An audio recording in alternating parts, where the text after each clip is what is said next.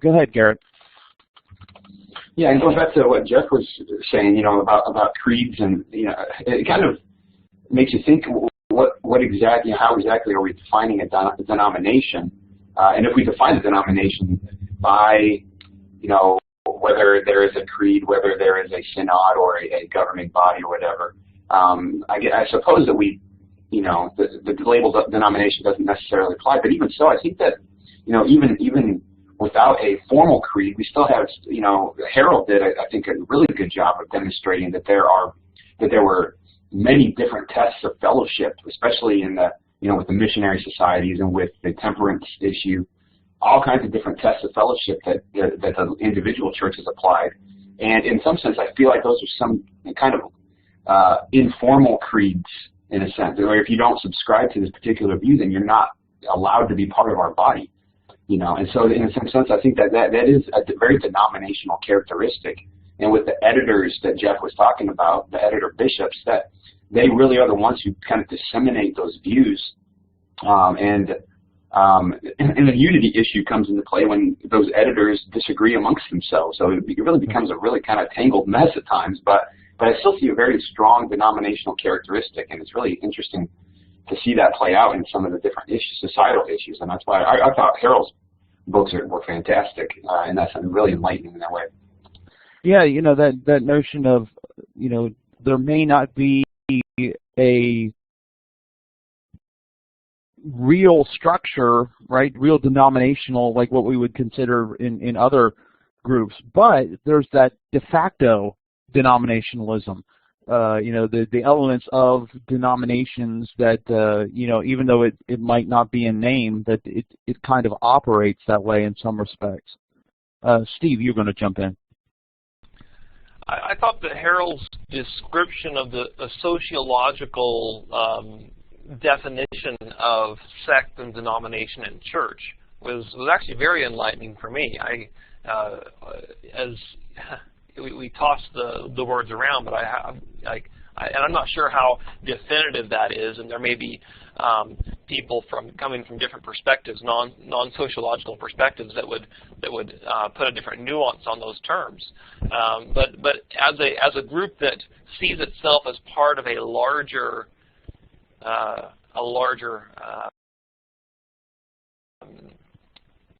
Christian church, I would say that the disciples of Christ and churches of Christ, as an outsider looking in, seem to function in that way instead of, and not as a sect certainly, but have that idea that there are Christians, they're part of a larger Christian Protestant movement. Yeah, those delineations of sect and church and denomination, those are fairly standard sociological tropes, and especially the way that Harold uses them, which is partly why his work is so interesting. Is that he's a historian, but he is using the methods of sociology to try and understand the history a little bit better. Go ahead, Mark. Yeah, all the books we've been reading, especially those who go in depth with Campbell, it seems like his vision was inevitable that the movement would become a denomination and have structure to it. I mean, he just sort of had that bent toward that. Yeah, and that's really kind of the ironic part about all of this is that, and I don't know, if it's clear that Campbell. I mean, he's absolutely working that way, but does he see it that way, right? Or has he kind of like willed himself to believe that he's not laying a foundation for a denomination to enter another denomination to kind of enter into American Christianity, and kind of precipitating that in a lot of the things that he's encouraging, but not really intending to do that as well. Go ahead, Mark. Well, I was just wondering if maybe the passing of time and the culture hadn't forced him to change his perspective on that, and especially in establishing the missionary societies and the colleges. Yeah, that and I think that Harold touches on this. That by the 1840s, the dream for unity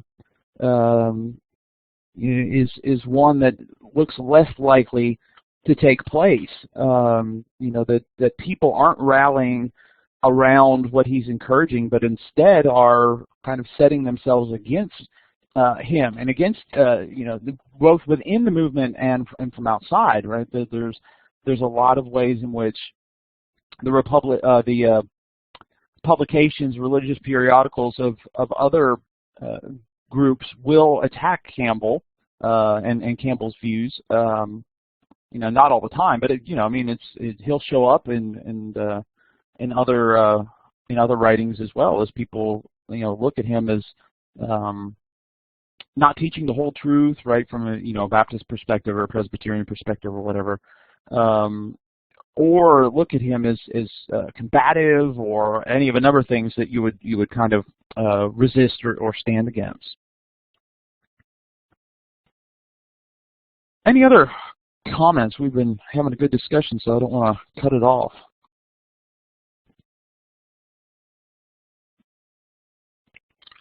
All right, well, some of those things we'll come back to, certainly, as we get into these other texts. As we move on now from this kind of mid-19th century period, we're going to be talking less about specific individuals, simply because the movement is going in, at this point, roughly two directions, the disciples of Christ and the churches of Christ. But there's also going to be, trouble within the disciples, or tension within the disciples.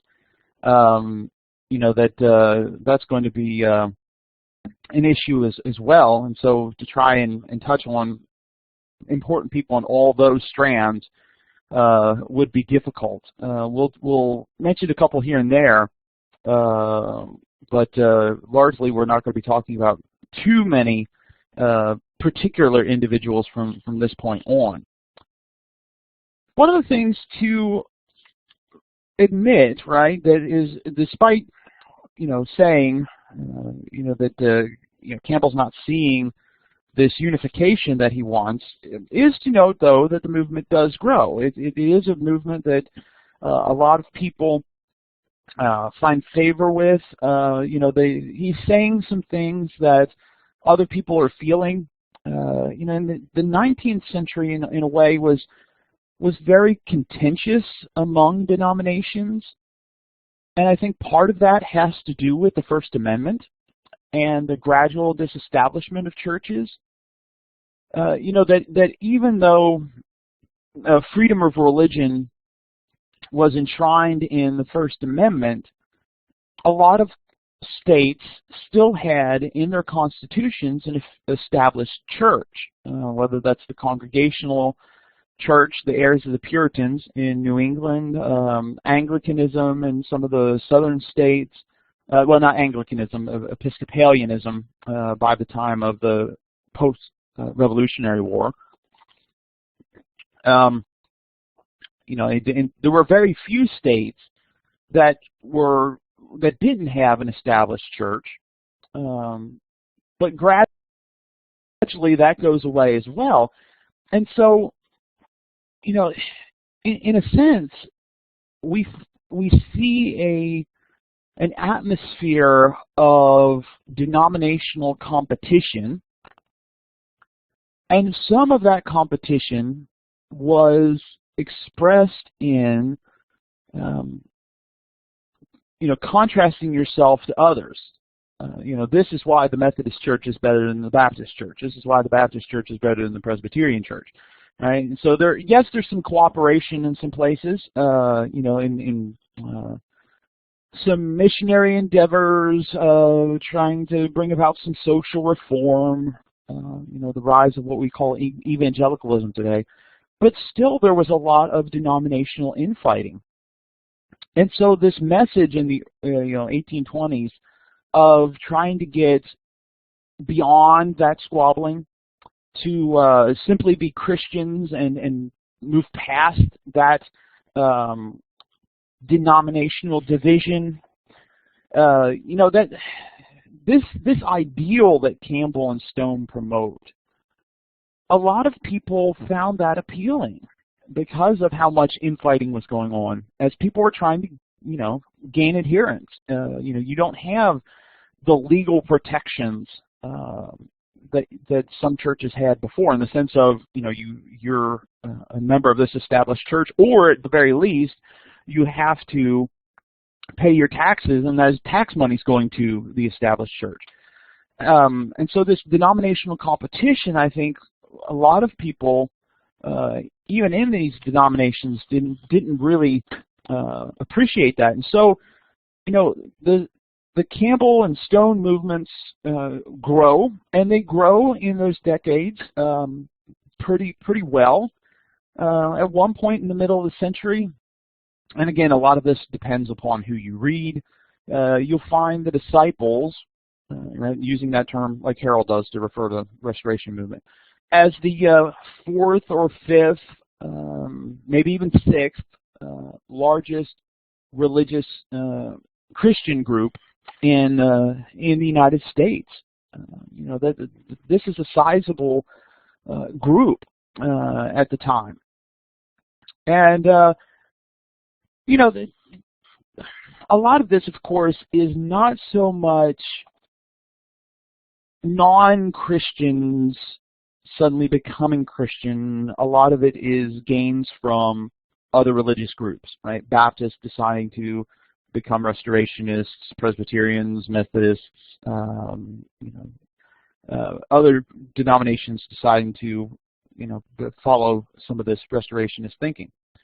But certainly, of course, there's losses to other religious groups as well. There are a few people that are really persuaded by the Campbell-Purcell debate on Catholicism to become Catholics, and are very vocal and publish books about why they become Catholics and why they left the Restoration movement. We've talked before about groups that go off to the Mormons. Stone lost several people to the Shakers. Right? So there are losses to other religious groups, but there are also gains as well. And so as this group is growing, there is that development of what we talked about, the institutionalization of the Restoration movement that begins to take place, as you might expect. And one area of that is the development of educational institutions. We talked about the Missionary Society as institutionalizing. But a lot of individuals begin to become convinced that it's important to have colleges, seminaries, other types of schools that are meant to educate disciples. Right? Campbell's not just an author, he also serves as president of college, Bethany College, which is still around today. He'd started a seminary that lasted for a little bit but didn't go too far. Other people started colleges as well. Bacone College was the earliest in 1836. There was also Kentucky University that was started. It would later become a state school. The University of Kentucky was originally started as a disciples' school, but then it gradually became a state school. Out of that was spun off what was known as the College of the Bible, which eventually became Lexington Theological Seminary. Texas Christian University was started by the disciples as well. Right, so there's several universities here that disciples, restorationists start as a means to do a couple things. Right, educate preachers is what a lot of these were originally meant to do. Then also just providing skills and trades and other types of things, generally helping people to learn more about the Bible. There's all sorts of reasons behind it. But a lot of them started as preacher training institutes. Another way that institutionalization is taking place is the proliferation of religious media, predominantly print media. We've talked about Christian Baptist, we talked about Millennial Harbinger. Yes, that is the same TCU that almost got beat by Texas Tech. Bright Divinity School, especially kind of is as Texas Christian kind of, it kind of starts separating from the disciples to some extent, and the Divinity School kind of becomes the place where a lot of the theological training gets done. So back to the periodicals. Christian Baptist, Millennial Harbinger, Stone starts a journal called Christian Messenger. Harold mentions a bunch of other ones as well. Periodicals like Gospel Advocate, the Christian Standard, Firm Foundation, all sorts of publications. Some that last only for a little time, some that last the lifetime of their founders and die off when the founder dies off. Some that are still around today. Gospel Advocate in the Churches of Christ, Firm Foundation in the Churches of Christ, the Christian Standard in the Disciples, and then later the independent Christian churches. These are all organizations or periodicals that are still around today. And those periodicals serve a variety of functions: to educate, to inform. They often take a stand. The editors or different authors would oppose certain religious viewpoints within and without. Right? So against the Baptist thinking, or here's what's wrong with Calvinism, or within, right? And so this person started teaching this in churches such and such, and here's why that's wrong. And so a lot of things that are helping ostensibly to unite the movement by trying to encourage uniformity of teaching. But in another sense, of course, they're fracturing the movement as well, especially as they start attacking people within the movement that differ from them. And I'm not to suggest that that there isn't a time and place for taking a stand for truth. That if you believe somebody is teaching something false, thinking back to such controversies about Arius in the fourth century trying to claim that Jesus had been a created being. Well, yeah, there's times to oppose that, but the point here, of course, is that in trying to oppose these things, they're kind of fracturing the unity aspect of the Restoration movement. And so, that's one of the things that is interesting here from a historical perspective, is that there's an attempt here to try and provide some of that structure, albeit unintentionally, but it's actually kind of working against that. Another place where division is occurring, of course, and Harold talks about this, is of course the sectional tensions. That's why, and when we talk about Harold's book, why his work was so important in thinking about the disciples and the churches of Christ, and why they split.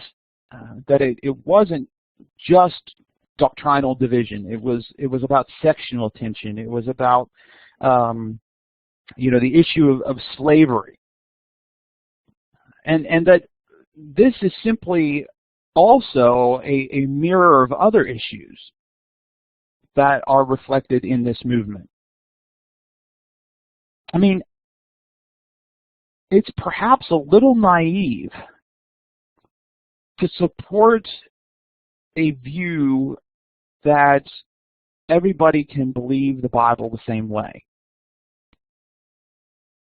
as a member of the Restoration movement, I'd like to believe that's true.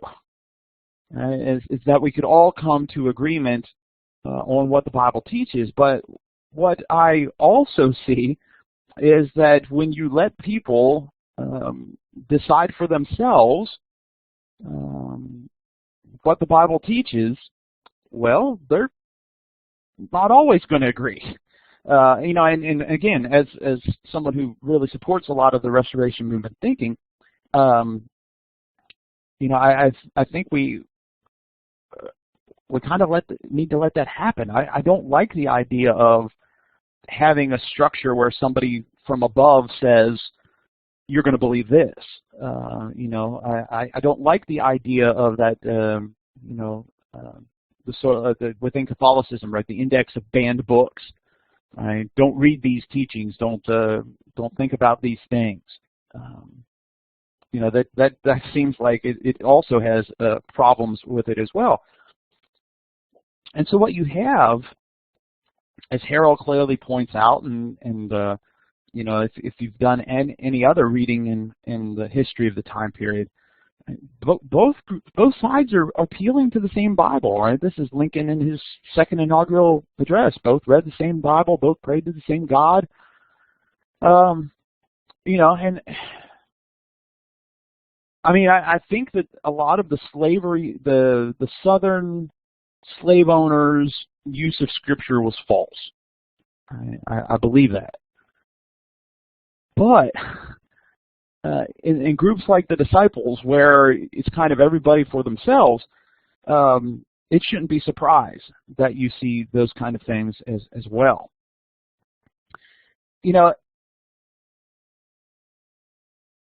Within the slavery issue, as Harold points out, right? There's abolitionists, there's very strong supporters of the pro-slavery view, and then you have like Alexander Campbell and others who are moderates who don't want to say that the Bible is against slavery because they see indications of slavery in the Bible, that it's not necessarily prohibited, but when they look at American slavery, they say the abuses, the evil that's in American slavery needs to be ended, but we're not going to go to the point of abolitionism.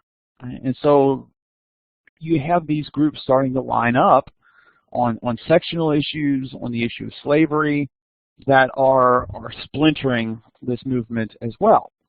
And then there are the doctrinal divisions, and I don't want to kind of minimize how important a lot of those were for the people at this time.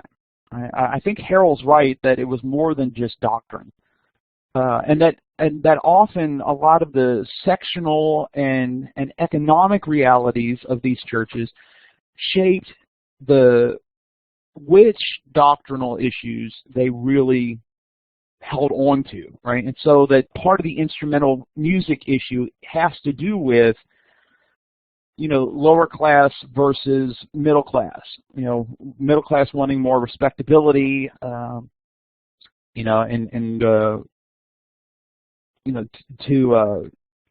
try and find their way in middle class society, where the lower classes don't see that as a acceptable issue.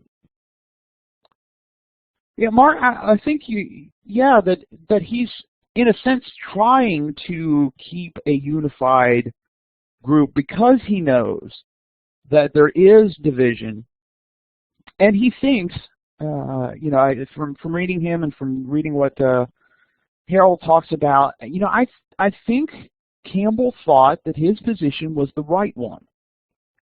That it should be a gradual emancipation, that slavery in itself should not be condemned, but that that slavery as practiced in the United States had a lot of evil associated with it. And so I think that he's trying to keep the movement together and not see it divide like the Baptists and the Presbyterians and the Methodists had divided in the 1830s and 1840s.